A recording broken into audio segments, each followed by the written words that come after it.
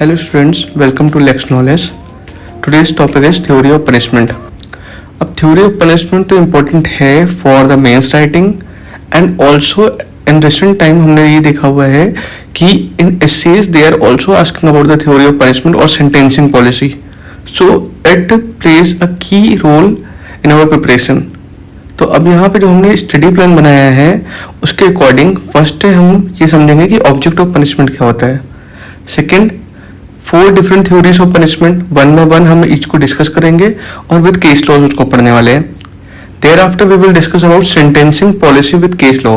ये इंपॉर्टेंट हो जाता है क्योंकि रिसेंटली सुप्रीम कोर्ट ने भी इससे रिलेटेड कुछ अपने जजमेंट दिए हुए हैं. And fourth one kind of punishment in the Bharatiya Nyaya Sanhita 2023. ये इसलिए इंपॉर्टेंट है क्योंकि एक new kind of punishment introduce हुआ है जो कि हम लोग अपने नेक्स्ट लेक्चर में डिस्कस करेंगे, बट उसका बेस हमारा इसी लेक्चर में तैयार हो जाएगा. Object of punishment. अब इसमें हमको ये देखना है कि एक पनिशमेंट का क्या ऑब्जेक्ट रहेगा. तो sentencing justice is a facet of social justice. Social justice के बारे में हम पढ़ते हैं, हमको देखने को ये वर्ड मिलता है इन द डायरेक्टिव प्रिंसिपल में भी देखने को मिलता है और प्रेम्बल में भी देखने को मिलता है. प्रेम्बल में हमारा बताया गया है कि जस्टिस जो होता है सोशल, इकोनॉमिक और पॉलिटिकल रहेगा. अब the protection of the society and detecting the criminal is avowed object of law. यानी जो लॉ का ऑब्जेक्ट है वो क्या है. 2 ऑब्जेक्ट यहाँ पे हमको देखने को मिल रहे हैं. फर्स्ट थिंग इज सोसाइटी का प्रोटेक्शन एंड सेकेंड जो क्रिमिनल एक्टिविटीज हैं या जो क्रिमिनल है उसको हम डेटर करें that he must not make such crime या do such crime again. And thereafter and that is required to be achieve by imposing appropriate punishment of such nature which may reflect the social conscience of the society. तो अब हमें ये देखना पड़ेगा कि social consign of society यानी जो victim है उसको भी जस्टिस मिले और सोशल जस्टिस सर्व हो यहाँ पे. तो उस बिहाफ पे हमें एक अप्रोप्रिएट पनिशमेंट उसको इम्पोज करना है. सो एक जो सेंटेंस ऑब्जेक्ट ऑफ पनिशमेंट क्या है कि हम सोसाइटी को प्रोटेक्ट करें, इवन हम सोशल कंसाइंस को मेंटेन रखें एंड देयर आफ्टर हम जो क्रिमिनल है उसको भी डिटर करें और इस तरह की एक्टिविटीज को भी डिटर करें कि आगे प्रमोट ना हो. तो that is the object of punishment here. Thereafter we have 4 different theories. तो 4 डिफरेंट थ्योरीज हमको देखने को मिलती हैं. That is the deterrent theory and retributive theory, preventive theory, reformative theory. एक हमको 5th थ्योरी भी देखने को मिलती है that is the expiatory theory जिसको हम प्रायश्चित की थ्योरी भी बोलते हैं, लेकिन वो अब प्रेजेंट टाइम में इतना प्रेवलेंट नहीं है. That's why I have written only 4 different theories and mostly हमको यही देखने को मिलेगा कि जो डिफरेंट टाइप्स ऑफ थ्योरीज हैं या थ्योरी ऑफ पनिशमेंट है वो 4 है. Deterrent theory. तो डेटरेंट थ्योरी को हम दंड निवारक थ्योरी भी बोलते हैं. Punishment is avoided to deter people from committing the crime. तो यहाँ पे पनिशमेंट हम इस पर्पज से अवॉइड कर रहे हैं कि लोग डरें, डेटर हों कि वो दोबारा उस काम को ना करें या उस क्राइम को ना करें. और it is not only to prevent the wrong doer from doing a wrong but also to make him an example for the others calculated to curb criminal tendency in others. तो यहाँ पे सिर्फ wrong doer को एक तरह से हम punish नहीं कर रहे हैं, we also showing him as an example. हम उसको दूसरों को एक उदाहरण की तरह दिखा रहे हैं कि if you did such act या फिर if you do such act you will be punish like that. तो एक तरह से हम ये जो आपराधिक जो प्रवृत्ति है उसको भी हम उस पर अंकुश लगा रहे हैं कि अब कोई भी पर्सन इस बारे में ना सोचे कि हम इस तरह का क्राइम आगे जाके करेंगे. अब in Syria versus state of MP 2008 supreme court का ये केस है और इसमें हुआ क्या था कि एक 13-year-old गर्ल थी that she was raped by her father. तो सुप्रीम कोर्ट ने यहाँ पे इस थ्योरी को अप्लाई किया एंड उसने कंफर्म किया था, अफर्म किया था judgment of the high court that convicted the father of life imprisonment. Supreme court ने कहा कि held that no sympathy or leniency is called for as it is an unpardonable act. तो supreme court ने माना कि ये unpardonable act है, इसमें हाई डिग्री का एक एक्ट है, ग्रेव डिग्री है और इस तरह के एक्ट्स में हम किसी भी तरह की सिंपैथी और लीनियंसी नहीं रखेंगे. ठीक. एंड इसका क्रिटिसिज्म हमको देखने को मिलता है कि बहुत बार ये देखने को मिलता है कि severe punishment like death by stoning यानी जो पत्थर मार के हम लोग डेथ कॉज कर दें एंड और बाय विपिंग जो पहले हमारे यहाँ होता था इंजन टाइम में कि जो चाबुक से डेथ कॉज की जाती थी म्यूटिलेशन ऑफ लिम्स, यानी किसी के जो लिम्स हैं उसको म्यूटिलेट कर दें, उसको अपंग बना दें, etcetera avoided for the minor offences. तो जब ये माइनर ऑफेंसेस के लिए अवॉइड किए जाते हैं तो that is the concerning point here and that is the criticism of this theory. Next theory is retributive theory. Tooth for tooth, eye for eye, limb for limb and nail for nail, यानी एक के बदले दूसरी चीज, यानी आई for आई। अगर किसी ने किसी के आई को नुकसान पहुंचाया है तो जो ऑफेंडर है उसकी भी आई को ही नुकसान पहुंचाया जाएगा। तो यही इस थ्योरी का प्रिंसिपल है कि जिसने जैसा किया है उसको वैसे ही पनिशमेंट मिले। तो यहाँ पे punishment should be in proportion to the injury cause. तो जितनी इंजरी कॉज की गई है उसी प्रोपोर्शन में पनिशमेंट भी दी जाएगी। तो सालमन ने इसको अपने वर्ड्स में बताया हुआ है कि to suffer punishment is to pay a debt due to the law that has been violated. जो लॉ हमने वायलेट की है उसकी जो पनिशमेंट है, उसको जो पनिशमेंट सफर करनी है, it's a kind of debt to that. यानी जितना हमने लॉ वायलेट किया है उसी के अकॉर्डिंग में हमको पनिशमेंट मिलेगी।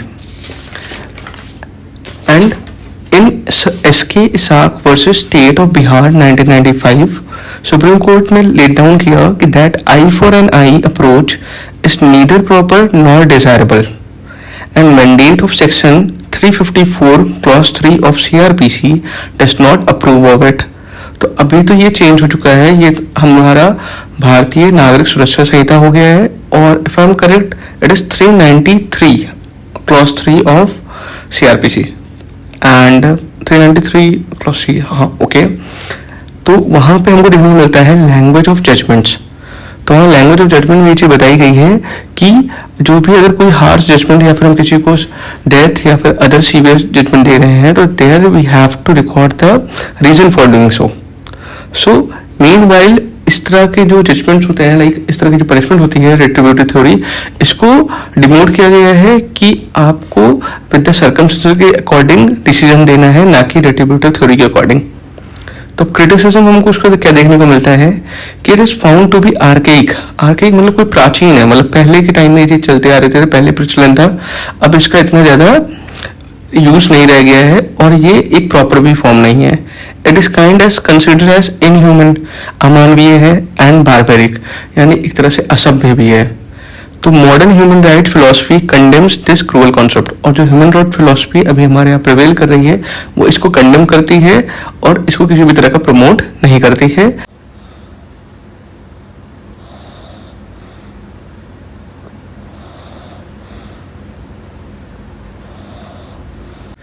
Next theory is preventive theory. तो इस थ्योरी को हम लोग और दूसरा नाम भी है also called theory of disablement.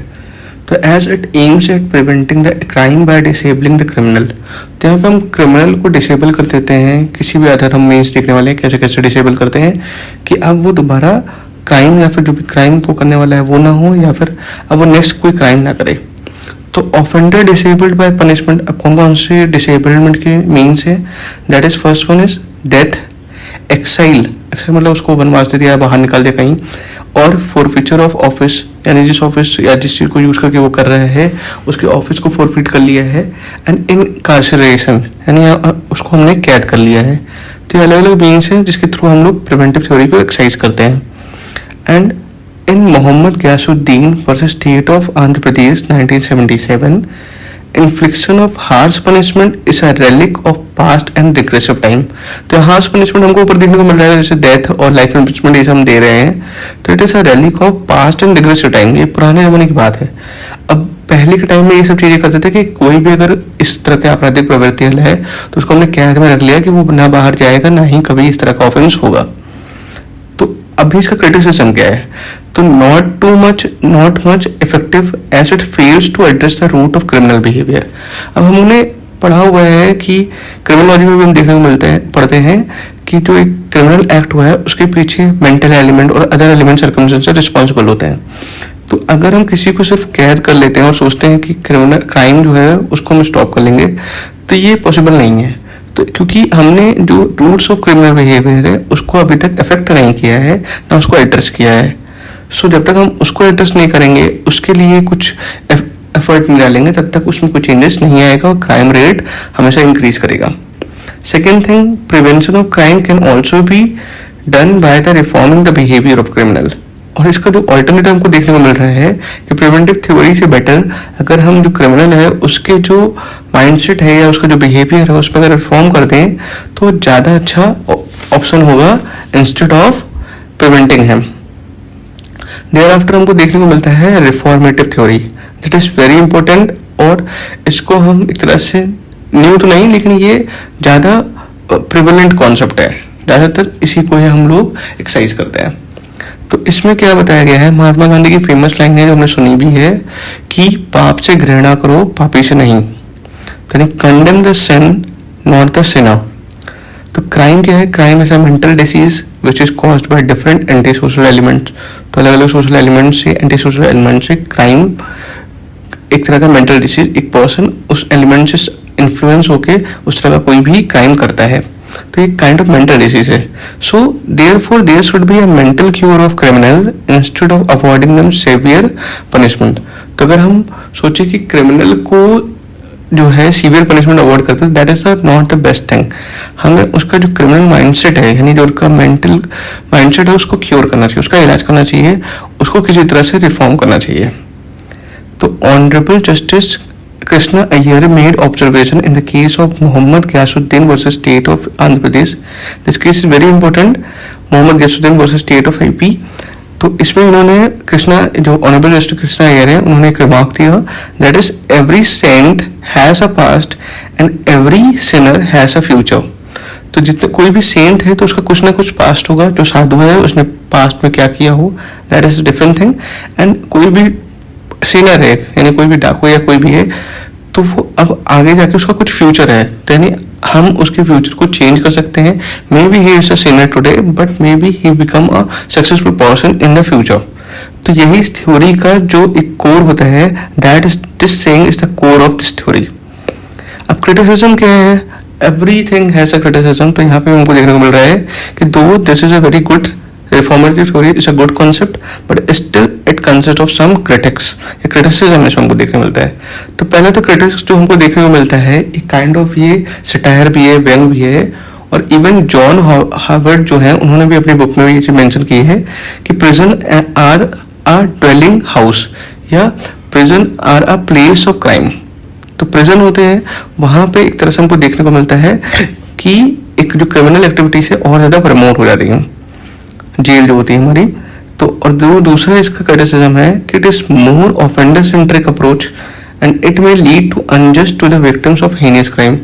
तो सिंस यहाँ पे हम ऑफेंडर के रिफॉर्म को देखते हुए एक्ट कर रहे हैं, तो अगर कोई एक ऐसा ऑफेंडर है जिसने बहुत ही हीनियस क्राइम किया हुआ है, लाइक किसी का सेक्सुअल ऑफेंस ने रेप कॉज किया है, एसिड अटैक कॉज किया है, अगर उसको हम कोई माइल्ड पनिशमेंट देते हैं या उसको हम रिफॉर्मेटिव थ्योरी की तरफ जाते हैं तो it is kind of acting as a injustice to the victim. So there should be a balance of both the things. तो ये सब चीजें हमको देखने को मिलेगी जब सेंटेंसिंग होगी, तो ये सब चीजों को हमको कंसिडर करना पड़ेगा. Sentencing policy very important concept, क्योंकि हमको यहाँ देखने को मिलता है कि there is no hard and fast rule for the sentencing policy. कोई प्रॉपर गाइडलाइंस नहीं है कि हमको इस अकॉर्डिंग ही सेंटेंस देना है. तो ये एक काइंड ऑफ डिस्क्रिप्शन ऑफ जज के ऊपर होता है कि वो किस तरह से एक सर्कमस्टेंस को देते हुए कैसे वो जजमेंट दे रहा है.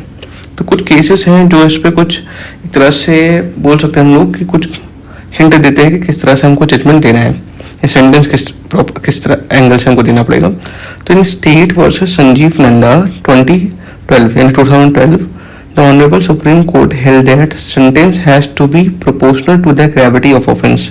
यानी जितना ऑफेंस ग्रेव होगा उसके अकॉर्डिंग हमको सेंटेंस देना होगा, उसके प्रोपोर्शनेट में देना होगा. And must afford sufficient deterrence and protect people from crime. और जो सेंटेंस ऐसा होना चाहिए कि जो जिस पर्सन ने उसको कमिट किया है and even the other person must be deterrent from committing that and protect public from the crimes. और उसका इफेक्ट ऐसा हो कि जो पब्लिक है, जनरल पब्लिक है, वो उस तरह के क्राइम से प्रोटेक्ट रहे. देयर आफ्टर हमको ये देखने को मिलता है कुछ केसेस हैं और भी, जैसे एक फेमस वेरी लैंडमार्क केस है in the state of Madhya Pradesh versus Babulal.